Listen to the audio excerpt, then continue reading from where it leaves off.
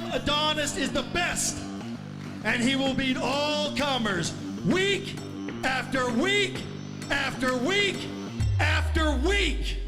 But how about this week and this guy? And you have to do a lot more than come out here and run your mouth to get a shot at my title.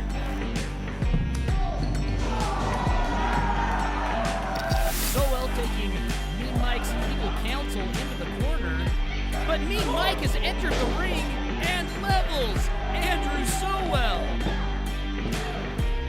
That's it, folks. Your new Devotion So Well Worldwide Infinity Champion, Harvey! In the complete package, you're on notice. You're gonna find out what the violence of action is going to do is coming for you. An ASM Hellfire from Derek Pizzatoro. The grunt-style stable putting boots and fists into the enemy that ambushed them from the rear just last week.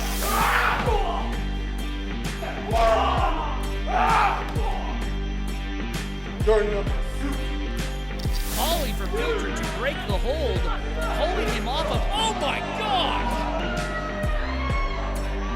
But Filter's not even moved.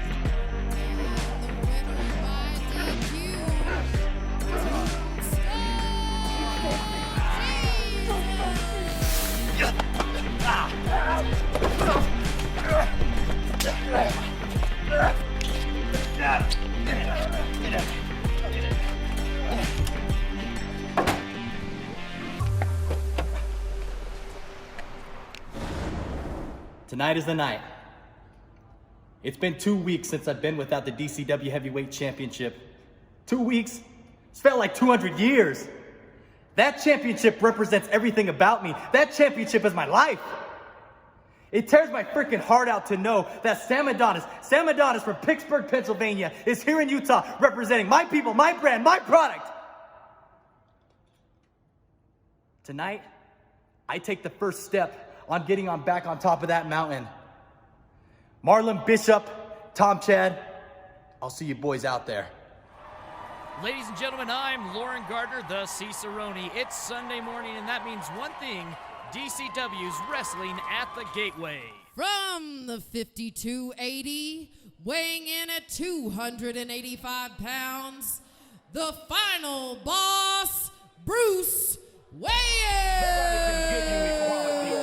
Starting this episode off with singles action, he reigns behind the Black Horseman, making his way out to the ring. Yes, folks, Bruce Wayans, a man not shy to let you know his plans before he executes them.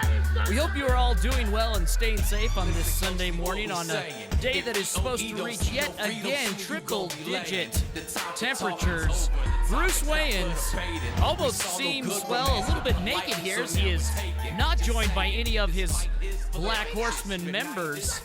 The awesome one, Joe Barton, Zim Damascus, or Atiba. I guess we will only wait and see if that plays out to his benefit or not in this bout. And his competitor, he calls home the University of Utah's Neurological Psychiatric Unit, weighing in at 350 pounds, Josh Glade!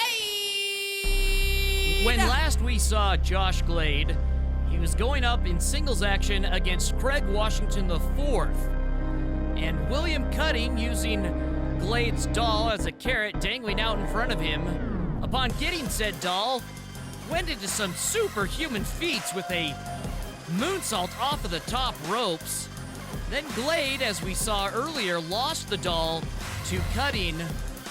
And now Glade seems to be even more distraught than normal. I know that seems difficult to grasp, but visibly he is not doing well.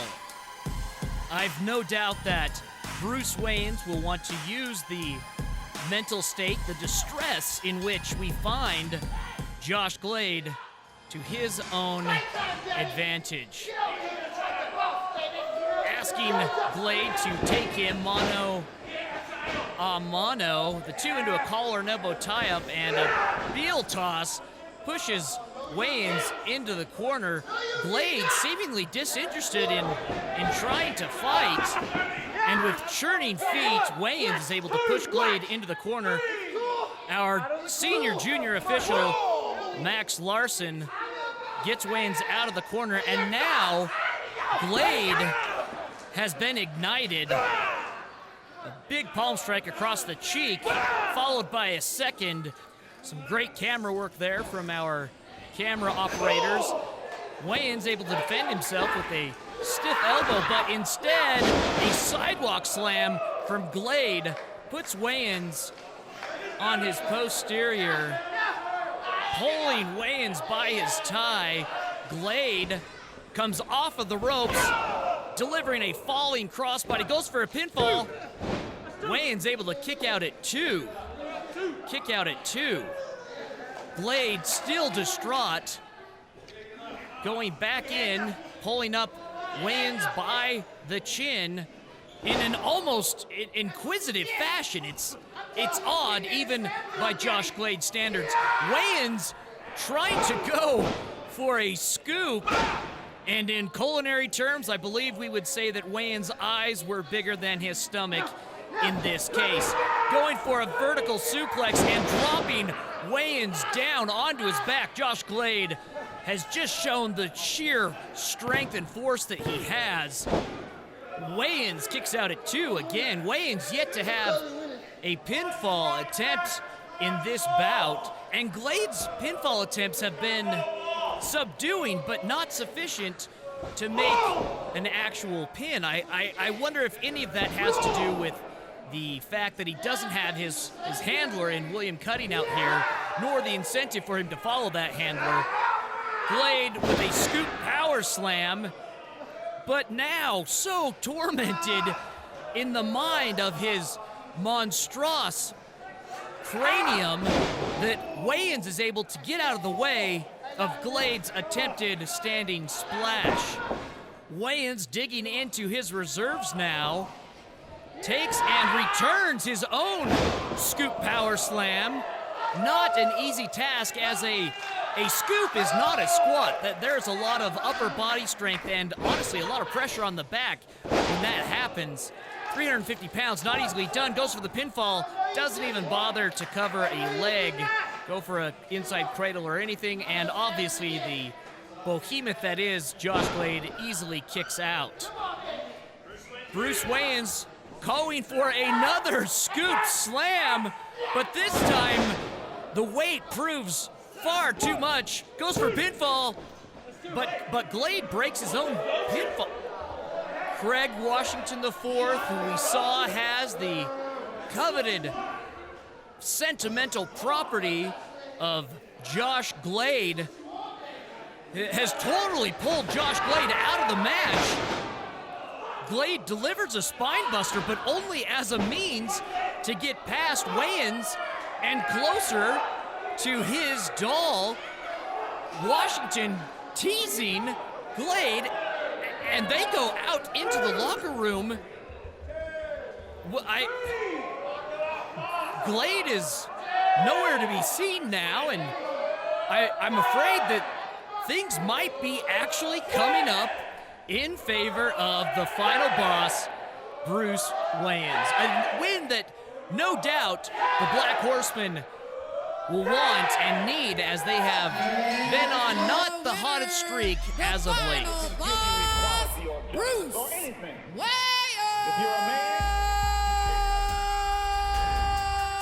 Ladies and gentlemen, we've still got more action to come up on this show. The Mad Showman will take on Zuren, that is Chango, S. Bronson, and Porter Blake. And in our main event, we have a triple threat match for the #1 contendership between Manny Lemons, Tom Chad, and the enforcer, Marlon Bishop. Let's go to that erstwhile champion now.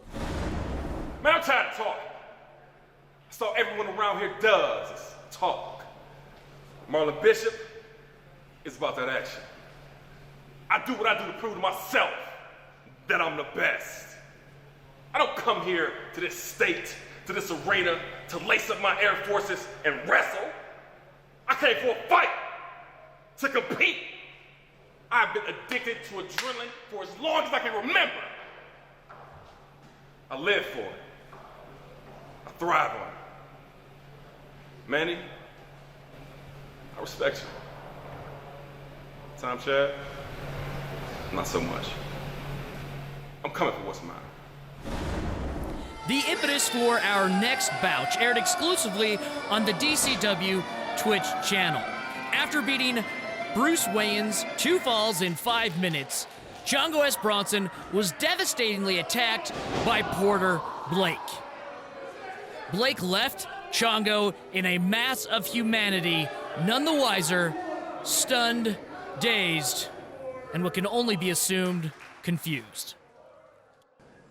And now we're gonna welcome to the ring, Chango!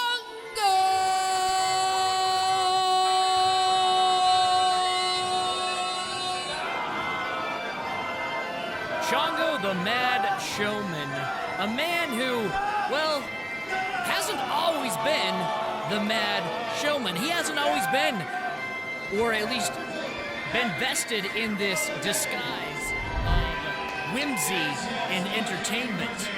And hopefully we can get into that in just a second. Porter Blake! Come out wherever you are. This must be like a nightmare for you, isn't it? Me showing up here? We have glorious history together, you and I. But you ruined it by trying to tell Chango what to do. I have an idea, old chap. How about Chango tells you what to do? How about you bring your sweet ass down to this ring so Chango can kick it across the salty lakes?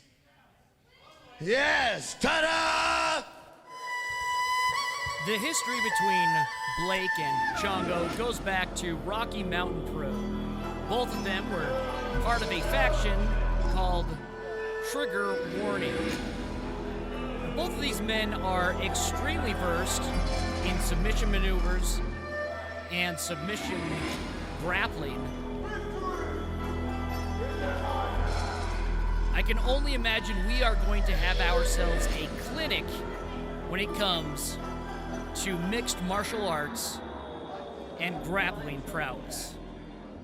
Chango, of course, a 4-time U.S. National Jiu-Jitsu gold medalist, and Porter Blake, a black belt in TKD, our sophomore official, Sean, officiating this match. Porter Blake going for a pump kick right off the bat, caught by Chango, and this is interesting. He chooses to let the leg down and instead go into a grappling hold. Nice waist lock there from Porter Blake, and standing switch into a hammer lock by Chango S. Bronson, and underhook armbar transitioned into a crossface, sit out switch, which this is a good position if he's thought he was gonna go for a chicken wing there. Porter Blake able to get to his feet and grab a leg. The two of them jockeying for position, as whoever gets to the ground first is gonna have the advantage. Beautifully done. A reverse single leg takedown by Chango. And this has gotta be frustrating for Chango, because everything he throws at Porter Blake, just like that, he is able to come back with a defense for what he's throwing offensively. And when these guys were together with Trigger Warning, they were a faction of shooters. They were guys not to be messed with. And a Cracker Jack suplex from Chango, amazing. When was the last time you saw that? Goes for a cover, 1, 2. Chango not taking time to admire his work, quickly goes for an armbar, but Porter Blake has a gable grip in extremely tight, so Chango not able to extend the arm and get separation. Blake instead trying to get into a quarter mount, goes for a pin attempt, and Chango transitions right back into another attempt at an armbar with a Superman. He's able to break the gable grip, but right back there you can see Blake able to get it locked in, but now he does have one arm in between his hand and the lock. Blake looking to power out, but instead, oh gosh, you can hear those open palm strikes. Strikes in which Blake has built an entire martial art around in the Zo style. Sets up, and Ethan Aptagi, going back to his TKD roots, goes for the cover. Chango gets a shoulder up at 2 7/8, extremely close there. The last match that these two had together as trigger warning was a triple threat match. Chango was beating the third member of their team with an armbar, and right at the last second, Blake came in and was able to pin Chango while he was mid-armbar. Blake obviously no longer held to the bounds of Taekwondo competition with those palm heel strikes. Now setting up Chango into a butterfly suplex. Blake, in his strategy, was able to play a defensive game at the start, and I think he may have allowed Chango to tire himself out.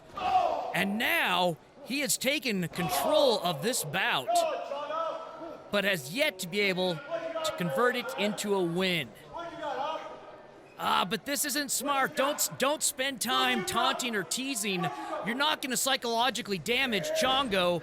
You're going to open yourself up for an armbar just like that, and he's tapping out, folks. That's it. And your winner, Chango!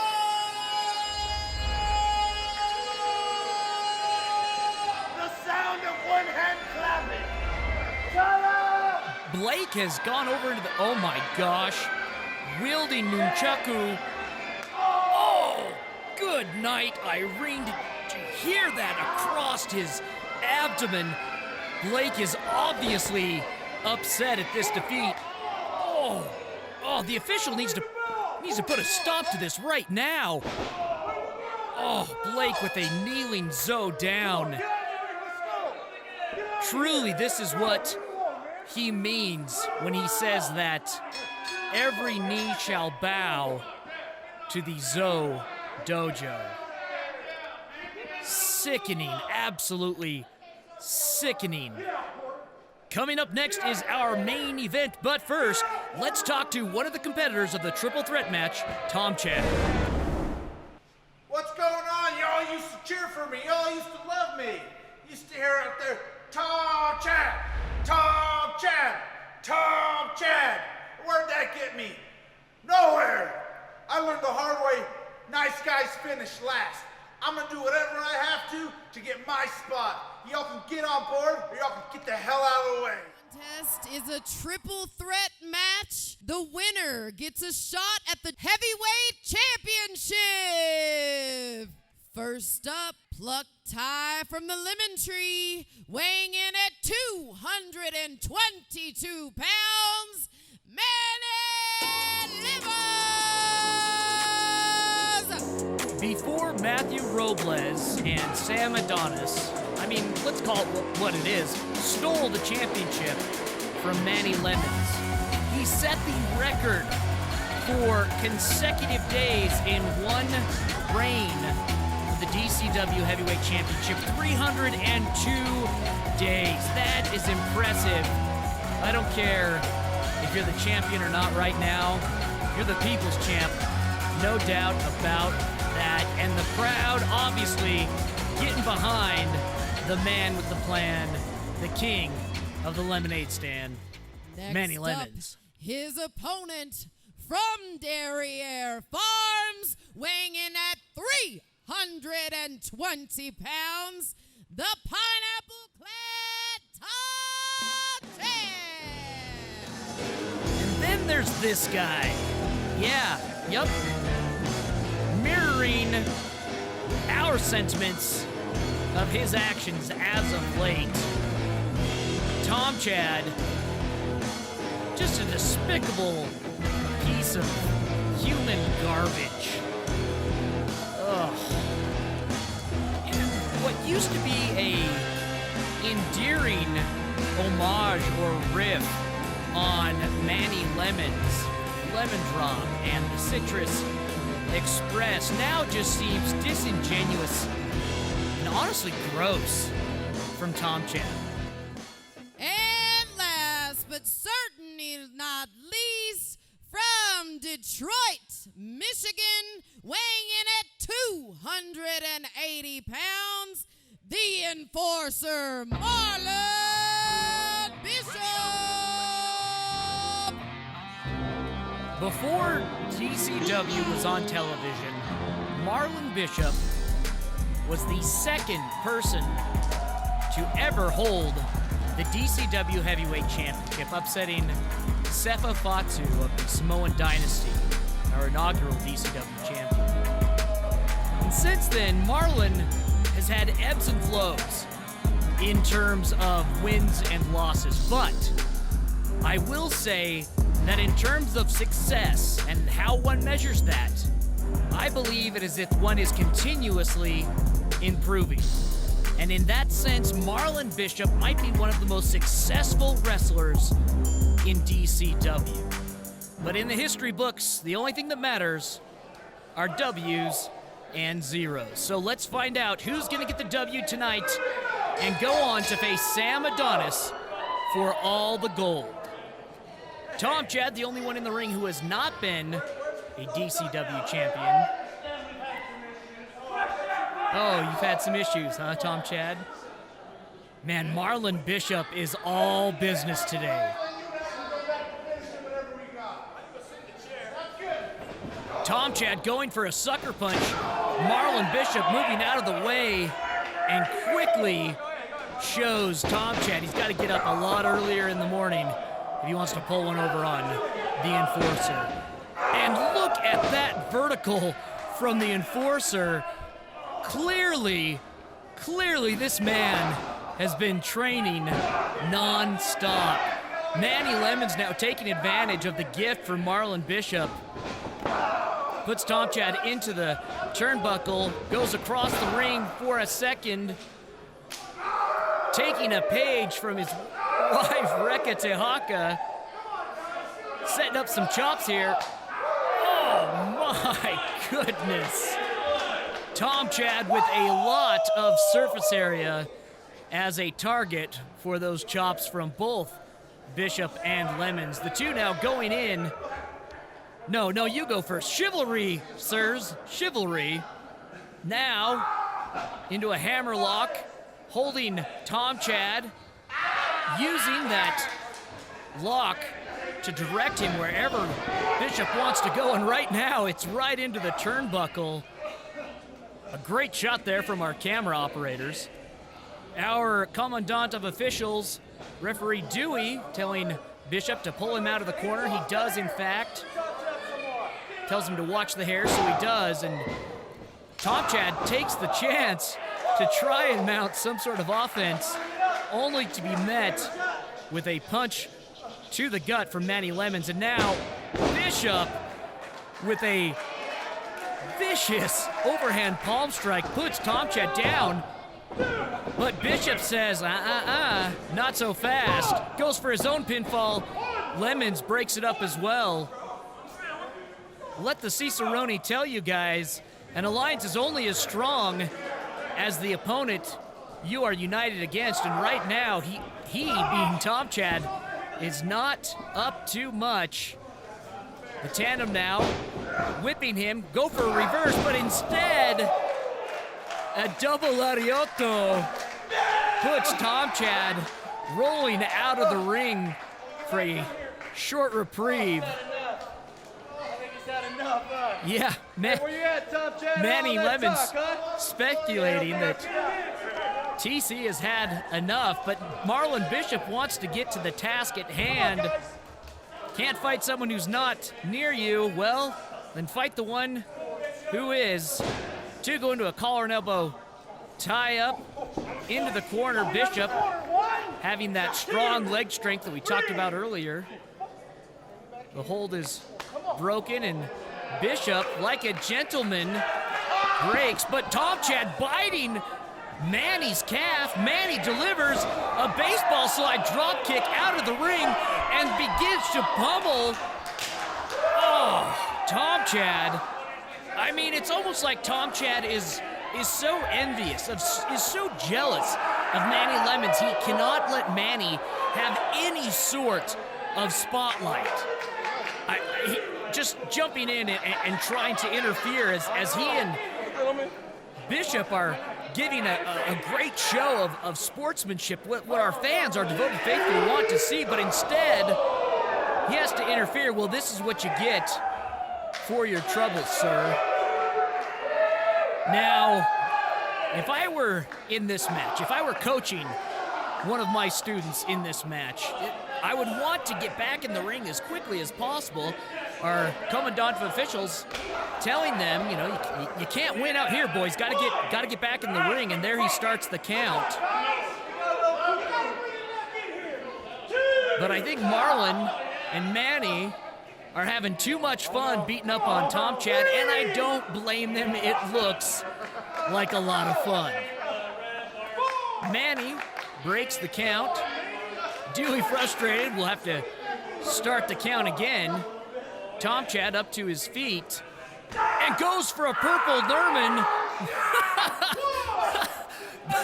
But the iron pecs of Bishop have strained so tightly that it's closed a grip on the hand of Tom Chad. He can't let go. Bishop using it to his advantage to flip Tom Chad. I am sure that this is what Bob Marley meant when he's saying about the Iron Lion in Zion. Manny Lemons breaks the count again. Dewey trying to get them back in the ring so we can continue competition. A double gut stomp from Manny Lemons and a basement European uppercut from Marlon Bishop. Yeah, he knows it was good. He knows. And Tom Chad looking to escape completely, rolling under the ring. Up to a count of 3 from our official. Unable to escape the grasp of Manny and Marlon. Now on the receiving end of a teeter-totter of pain is Tom Chad. Up to a count of 6 is our official. And Marlon Bishop, oh, did you see that? Gives an uppercut to Manny Lemons out of nowhere, followed up by a right hook. He says if it's gonna happen, it's gonna happen. That's it. That's a 10 count, folks. That's a 10 count. What's the decision? The official saying he told you guys there was a count. And with that, folks, again, we are out of time. This has been Lauren Gardner. Until next time, stay devoted.